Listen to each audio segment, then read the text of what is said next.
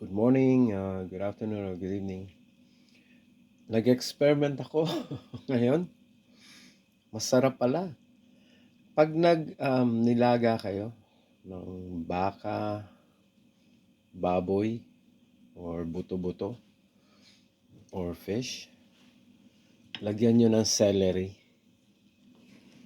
Mas masarap. Yan, nilagyan ko siya ng celery habang niluluto nyo, habang pinalalambot nyo. Mas masarap yung sabaw niya.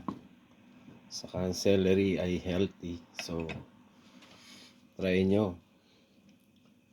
Masarap. Tikman ko yung sabaw. Kaiba. Saka pag baboy o baka o isda. Lalo pag isda o hipon na sinigang, nawawala yung lansa niya. Para bang siya,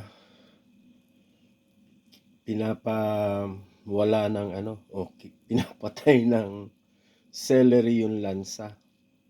Saka lagyan nyo ng maraming sili. Yan, nilagyan ko siya ng maraming sili. Nilagang baka yan. Kita nyo. Ano yan yung tinrim ko ibang fat pero tinira ko pa rin yung taba niya.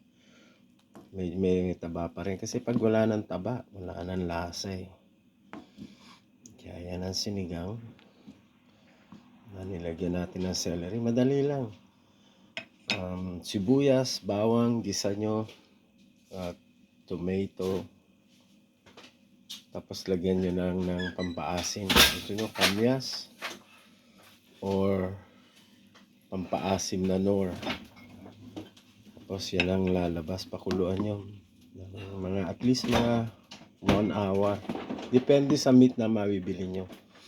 Lalo yung mga buto-buto, yung ribs. Inaabot na mga 2 hours yan. Alright. Take care. Bye yan. May celery ha. Lagyan nyo ng celery.